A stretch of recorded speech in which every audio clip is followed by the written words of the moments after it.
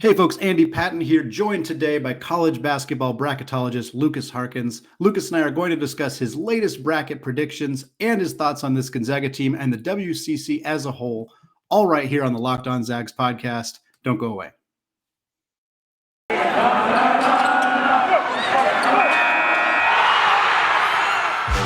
You are Locked On Zags, your daily podcast on the Gonzaga Bulldogs. Part of the Locked On Podcast Network. Your team every day.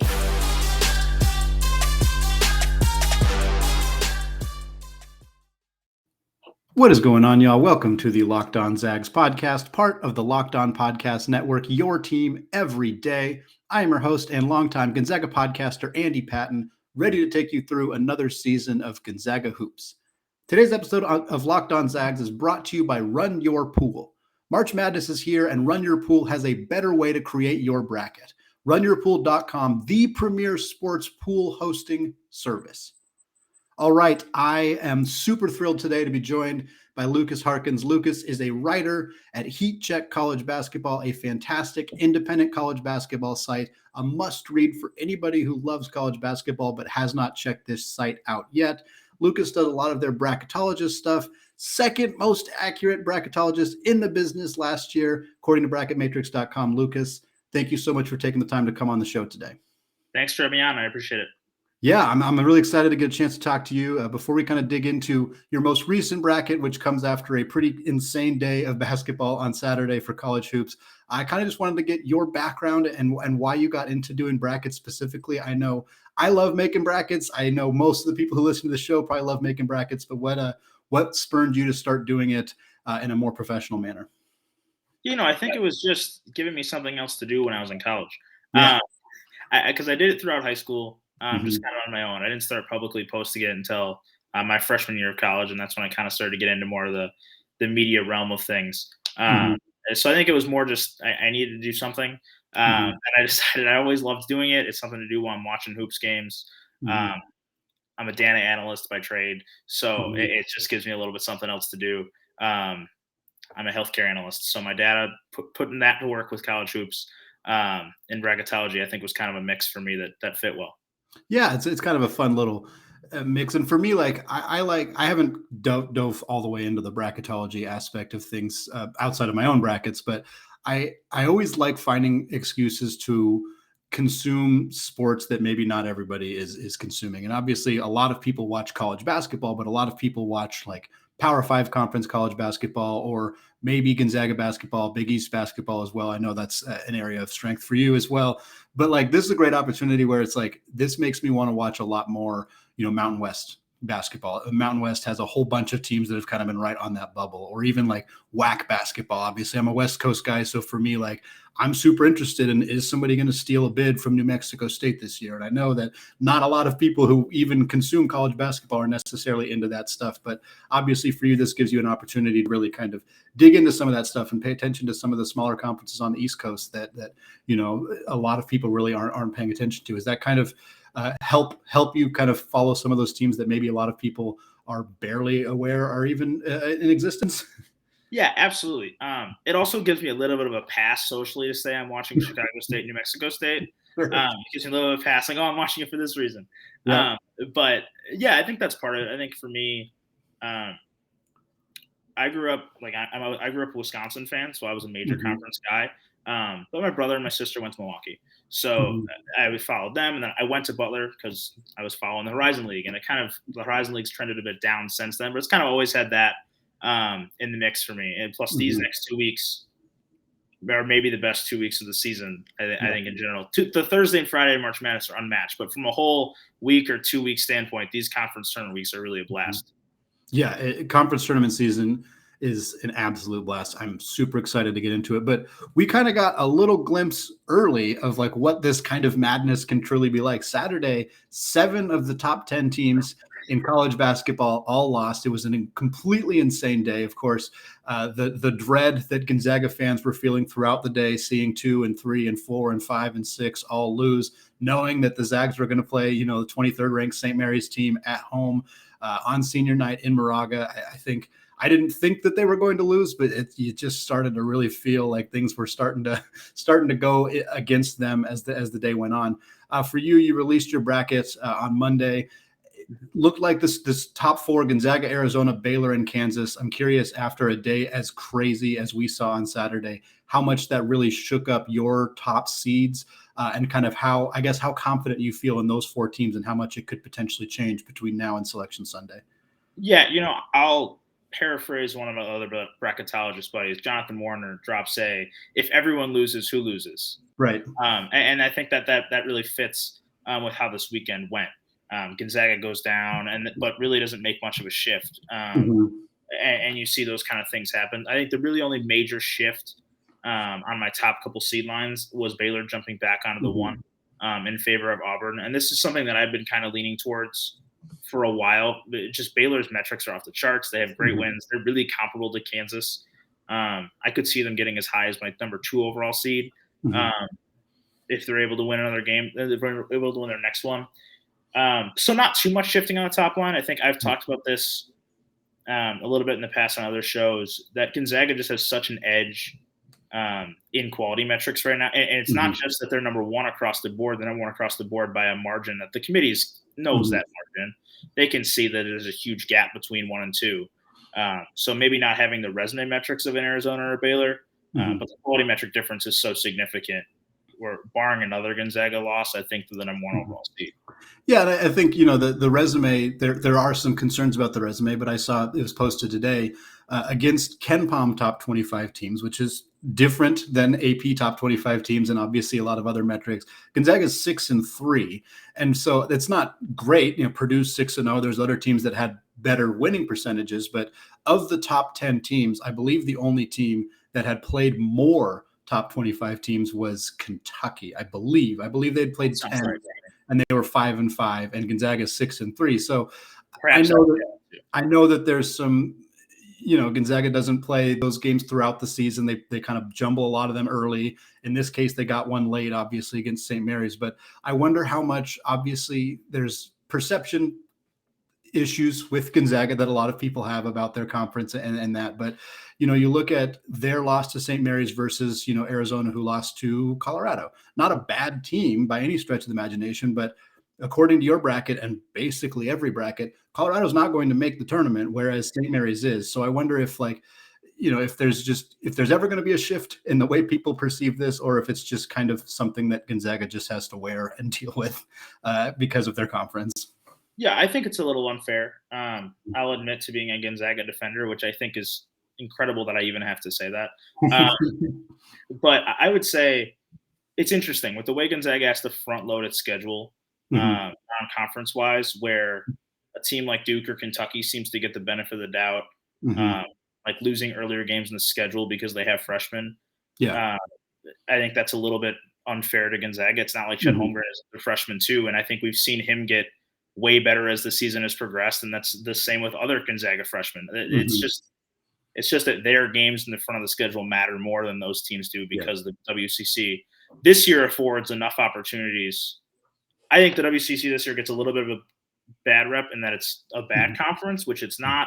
I think it affords more good opportunities this year. BYU, San Francisco, St. Mary's, but the bottom is still the bottom. Right. I think if you compare the top of the WCC to the top of the Pac-12, it's not that dissimilar. But the middle of the Pac-12 and the middle of the WCC is, I think, where the metrics really trend towards the bigger conference. Yeah, there's a pretty significant difference there, and I think there are some Gonzaga fans certainly who may swing too far on that pendulum and want to violently defend the WCC top to bottom, and it's that's a bit of a tougher sell. But top 5 between the Pac-12 and the WCC is pretty close. It spreads out pretty significantly after that, but it's not nearly as far apart. And I think for Gonzaga, they lose to Auburn, battle in Seattle, this, pseudo home game for the Zags, this tough non-conference loss. But it's like Mark Few kept saying it. He kept saying, this team is going to get better. We have young players. We're still trying to figure ourselves out. We lost to a team that Alabama shot the hell out of the basketball in that game. They shot better than they've shot the entire rest of the season. And with the way Alabama plays, if they're going to get that hot, you're going to lose. Yeah, that's just what people are doing. Yeah, and you know that loss gets held over Gonzaga significantly more than maybe an Auburn loss to Georgia, who's a significantly worse team. I know that loss penalized them significantly, but it's always been interesting to me to see how quickly people will jump on the few bad games Gonzaga has, where they seem far more likely to forgive bad games against Missouri or Duke barely beating Wake Forest or games like that. I don't think it's ever going to change, and I don't think that as much as people who are in this industry tend to agree with, hey, Gonzaga is really good and their conference isn't holding them back the way that people think that it is. It's always going to be tough for them those non-conference games have a lot more pressure on them than they do for other teams. Yeah, and I think Gonzaga's postseason success has played a factor in that. Mm-hmm. I think there would be less of this stereotype Gonzaga gets a great seed and wins all the time. Right. If, for instance, they didn't reach the Sweet 16 as an 11. If they lose in the first round as an 11, you remember that was an 11 seed and not just a team that made the Sweet 16. Right. I think there's some of that where you look back and like, well, they have a 6 straight Sweet 16 teams, and everyone just is like, well, they were a 1 or 2 seed every time. And that's not really accurate. They just had some years where they're overachieved. Yep. Which I think was great at the time, but has maybe hurt the perception. Way over the past few years. It's incredible how many people say Gonzaga always gets a 1 seed and they always lose, when in reality Gonzaga has been a 1 seed 3 times. And yes, one time they lost to a 9 seed. That was brutal. That was the first time they ever 1 seed. They lost to a 9 seeded Wichita State team that went to the Final Four and went undefeated the next season. Team that made the Final Four. Yeah, exactly. And then there are 2 times they were number 1 seeds. They went to the national championship game. Like it's like that's what you expect. Yeah.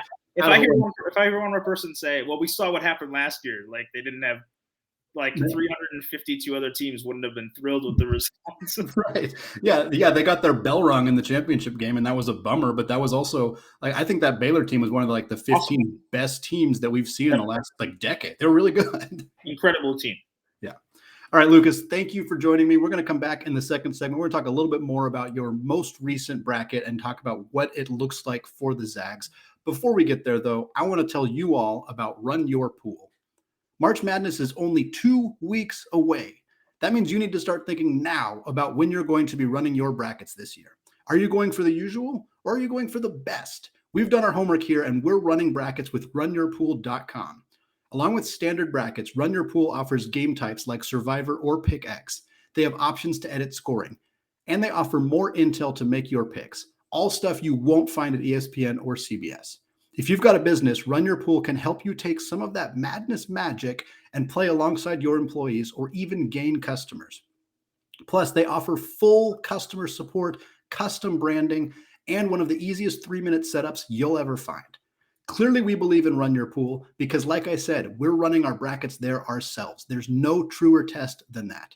If you want to play against us for a shot at a cash prize, join us at runyourpool.com/lockedon.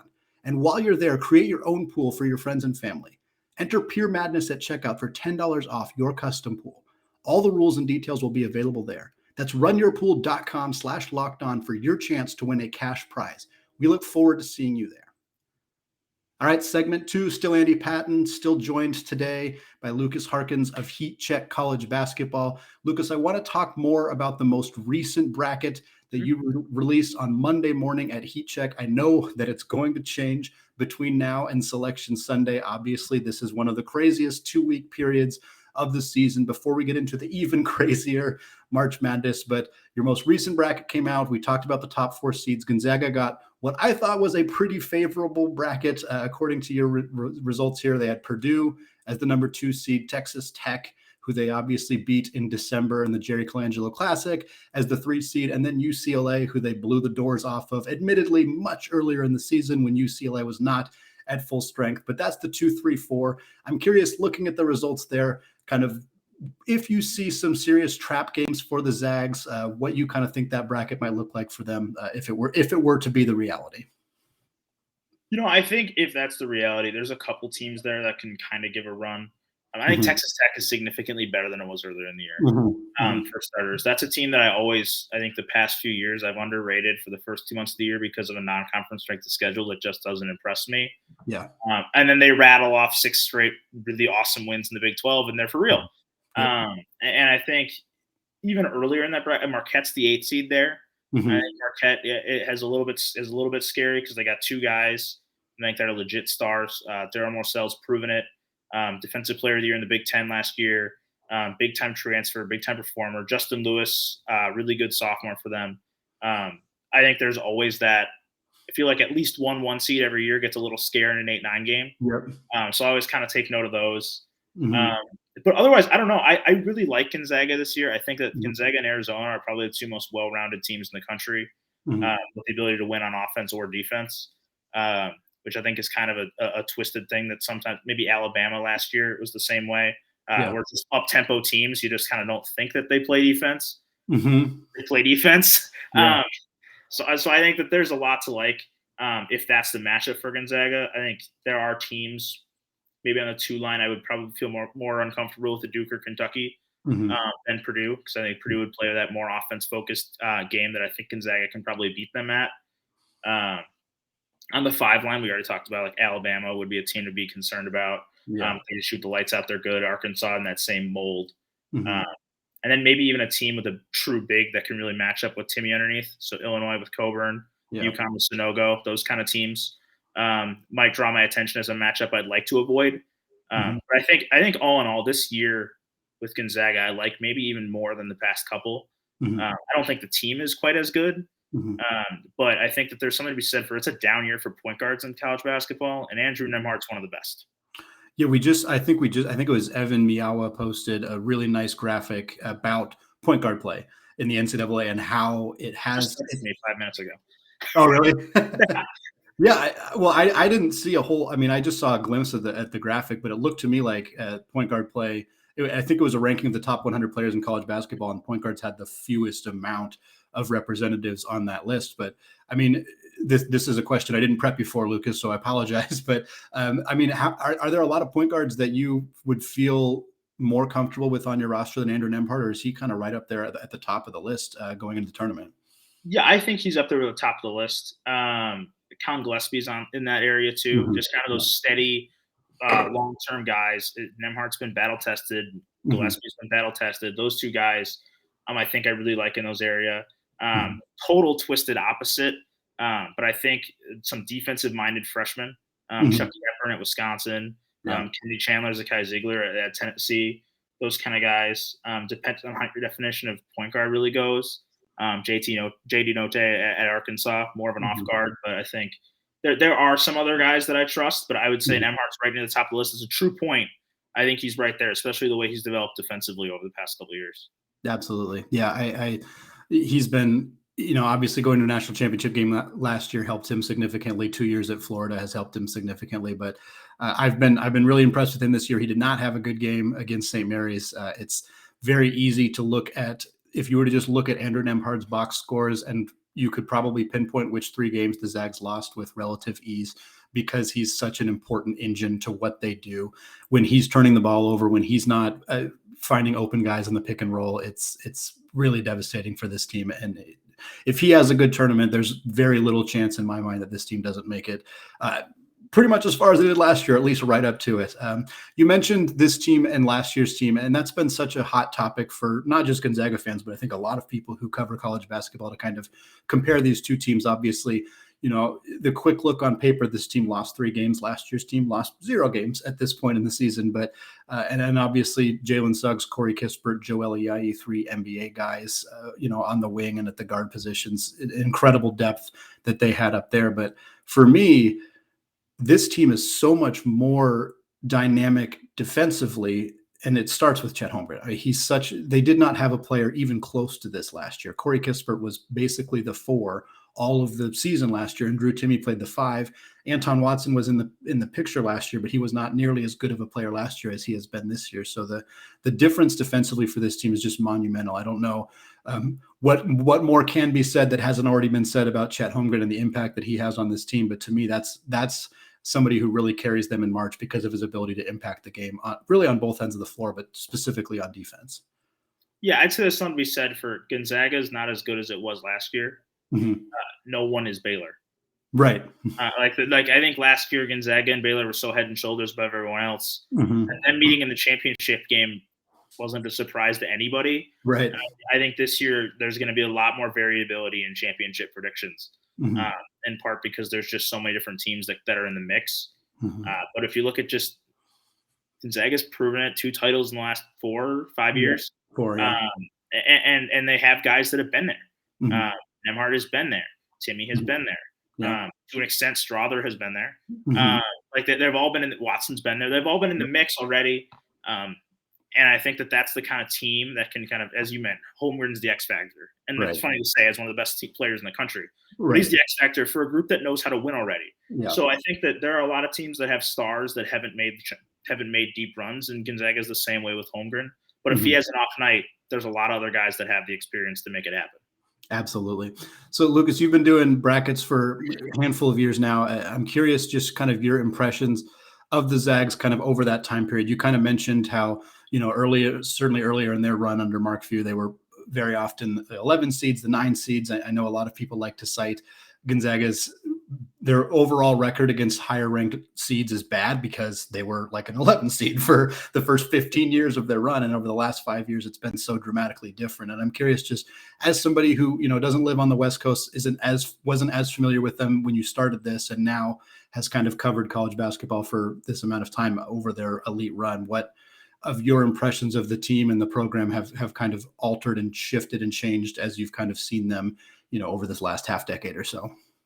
Yeah, I think I'm in a little bit of an interesting spot because I really started covering 5 years ago. So my start of really covering college basketball seriously has been Gonzaga's dominant. Right. It's not like I didn't follow college hoops pretty religiously through the first 18 years of my life, but truly diving into it and watching more and really looking at it from an analyst perspective, Gonzaga's always been this power. And I think they are that again this year. And I think there's something to be said for the WCC is not a walkover this year. Yeah. I mean, there are a few teams that I just like. Santa Clara, when they're healthy, is a pretty good basketball team. Yeah. And they weren't healthy for a lot of the year. BYU is a pretty good basketball team. Like they're sitting on the bubble, but if you compare, like they aren't that much different than playing in North Carolina this year. Right. In terms of a resume perspective, they're not. There are a bunch of teams I think in the WCC that prep you. And while I'm not going to say that a loss in February is like a great thing for your March hopes, I'm not going to say it's a bad thing. If you're already locked into a 1 seed, it doesn't hurt. Like I get it. You don't want to lose. No one does. But there are a lot of teams that take a game and then start to that's kind of a kick in the butt and get rolling. Not to say that the St. Mary's loss helps Gonzaga, but if your seeding doesn't change, the best it can do is help. Right. I mean, I don't remember how many times it's probably pretty rare for a team to lose and then not even move off the number 1 seed. That's pretty rare. So for the Zags, and 3 of them did. Yeah. The Zags earlier this season, they didn't lose and they dropped from the 1 seed to the 2 seed because Auburn jumped them. And so in one season, they've dropped from the 1 seed without losing and then kept the 1 seed after losing, which I have to imagine has never happened before. I don't know if anybody did the research, but I can't imagine. Yeah, I don't have it off my head either. All right, Lukas, we're going to come back in the third segment. We're going to talk a little bit more about the bubble and a little bit more about the WCC. We kind of teased those topics here in the second segment. Before we get there, though, let's talk about BetOnline. There might be less football being played, but betonline.net has way more stuff to bet on this playoff season. From scores, totals, and player performance props to where the next fired coach is going to land, BetOnline is the number 1 spot for all things NFL betting in 2022. And it's not just football. BetOnline.net's basketball, hockey, boxing, and UFC odds coverage is the best in the business. From sports right down to your favorite Vegas casino games, BetOnline is your number 1 online wagering destination. BetOnline is the fastest and easiest way to wager on all of your favorite sports and play your favorite games. All right, segment 3, still Andy Patton, still Locked On Zags, still here with Lukas Harkins of Heat Check College Basketball. Lukas, I want to talk about the bubble because I think it's a fascinating season for the bubble. I think I'm a little bit biased because so many teams that have been on the bubble this year are on the West Coast. I don't know why that is necessarily, if it's just kind of a fluky thing that happened this year, but the bubble has been so many teams that I have been watching. Obviously, the WCC, as you touched on, has kind of been right in that conversation, a conference that has so rarely even put 2 teams into the NCAA tournament. And for huge chunks of this season, there was legitimate conversation about them being a 4 bid. conference, which would have been insane. It's looking pretty likely like it's going to be a 3-bid conference rather than a 4-bid conference. Before we get into some of that bubble stuff, though, 2 of the matchups that you had in your most recent bracket really jumped out to me. That would be number 6 St. Mary's versus number 11 seed Creighton, and number 8 Seton Hall versus number 9 San Francisco. I can tell you right now, I'm going to be watching the hell out of those 2 games if they happen. WCC versus Big East is always something that I've wanted to see more of. I know you've watched a fair amount of both these teams. I'm curious what your thoughts are on those squads and potentially those matchups if they were to happen in March. Yeah, Creighton's an interesting team. I think that they're really young this year. They've exceeded expectations. Mm-hmm. Ryan Hawkins has been one of the best players in the Big East as a transfer addition. He's been truly awesome, and he's really dangerous, versatile player, big, shoot the three. I think Creighton's going to be a tough team. I think monitoring what I've seen from them this season is kind of tough to do because Ryan Nemhart's going to miss the rest of the year. Yeah. They're starting point guard, who's probably the Big East freshman of the year. Yeah. And I think it's tough to really say what they're going to look like without him. I think they've only played 1 game without him so far. Mm-hmm. So we'll see where Creighton ends up as the season progresses and what they really look like. If it was like right now, we're St. Mary's versus Creighton. I mean, Tommy Kuhs wins the point guard battle in a heartbeat without Nemhart. Seton Hall, San Francisco. I mean, that is a battle of – I really like this San Francisco team. I think they're really well coached. Yeah. I think they're in pretty safe positioning, as you mentioned, the WCC. Probably likely to get 3 bids. I have San Francisco on the 9 line. I think they're in pretty good shape, even with 1 bad loss on their resume. I think the rest of it's there. Seton Hall looks a bit different without Bryce Aiken, but has played really, again, the Big East team missing a point guard. Has played well recently. Kadari Richmond has come into that mold a little bit better. Jared Roden, Miles Kale, really experienced guys on the wing that can really – they're tough shot makers with size. Those guys can always get it going. Oh, and they have a dominant shot blocker. So yeah, always helps. Those always help. Yeah, and I think too with San Francisco, we talk so much about Jamari Bouye, and he's having an extraordinary season and is an extraordinarily talented player. But I think Juhan Misalski is their big man who transferred from San Diego, who I did not even have on my radar coming into the season, and he's been an absolute machine for them down low. So I think he's the kind of guy that if a team is not expecting him to have a big impact. I mean, he gave Drew Timme and Chet Holmgren a little bit of trouble. He's a really talented player, and I think that would just be such a fun matchup between those 2 teams. And I think San Francisco, Todd Golden, I think he talked after the San Diego game. He was talking about how he views his team as like a secure 8-9 seed team and not a bubble team. Yeah, I think that's fair. Yeah, I think that's right, too. I think desiring to be an 8-9 seed is a little bit odd because that's like one of the least desirable seeds to be, but I do think they deserve it. Yeah, and I think they have the advantage to some extent of in an 8-9 seed, you're not going to get stuck with Gonzaga. Right, yeah. Because they aren't going to put you there because you're in the same conference, can't meet in the second round. Yeah. So they'll get the advantage of they won't go west. Mm-hmm. But they'll probably get one of the lower 3-1 seeds if they're on that 8-9 line. Yeah, I don't know if I'm picking San Francisco over any of the 1 seeds necessarily, but I bet that they're going to give them a game. Well, they can give anyone a game. Yeah, absolutely. So we talked kind of WCC versus Big East. Obviously, top to bottom, the conferences are not comparable. The Big East is very strong, 1 through 10. But I'm curious if you 11. could. 1 through 11. Thank you. If you want to exclude Georgetown, that's fine. that just helps the Big East argument. I don't think that we'll ever see the lower level teams in the Big East agree to play the lower level teams in the WCC. But man, how fun would it be to get like a non-conference battle between these 2 teams, these 2 conferences? I'd really love to see. I know Gonzaga would do well in the Big East. I'm pretty confident St. Mary's would do well in the Big East. I'm not super sold on the rest of the teams, but I think it would be really interesting to get a chance to see these 2 conferences duke it out in the non-conference if they were willing to do so. Yeah, I'd be down with that. I don't know if the Big East would necessarily be. Probably not. Just because I don't think it really helps anyone except probably like a Villanova and UConn. I'm assuming those would be probably the 2 biggest markets that would land the Gonzaga-St. Mary's game most years. Right. Yeah. Like if they're going to do it based on conference seeding, it's hard to imagine Gonzaga doesn't play Nova every year. Which, if it's not a Big East WCC challenge, I'm totally fine with that as just being a home and home, or as Gonzaga's done so brilliantly not to say to game the selection committee, but kind of to game the selection committee, the pseudo home games. Yeah. like play Villanova at MSG and play and then play Nova back in where you guys played Alabama this year too. Yeah. Yeah, no, Gonzaga is very good at playing not true road games for a long time. That is, if you were, and when people levy that criticism a bit against Mark Few, I'm like, yeah, we don't have a great argument. I think their first true road game this year was like their third game in the WCC, and it was against like Pepperdine. And I'm like, yeah, that's not, I get why people might criticize them for that. But if they could find a way to play, like you said, Nova at Madison Square Garden and then in Seattle, like, absolutely. But is Creighton or Seton Hall going to agree to play San Francisco on the road? Probably not, because that's not a good game for them. And it's probably even bigger to be like even further down the totem pole to get even further than that, because San Francisco is going to have a couple good years. But right. You get towards the bottom, like Pacific, against like a Butler comes to mind because I went there, but like a Pacific Butler probably isn't really a fit. Right. Yeah. Xavier doesn't want to play Portland every year. That's not exactly.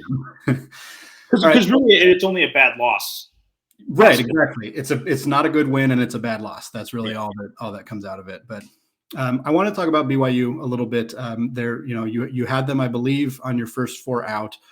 That's where they've been kind of sitting for a long time. I know Mark Pope tried very desperately to get a non-conference game shoehorned into their schedule because they had the room and they need to pick up a quad one victory if they can.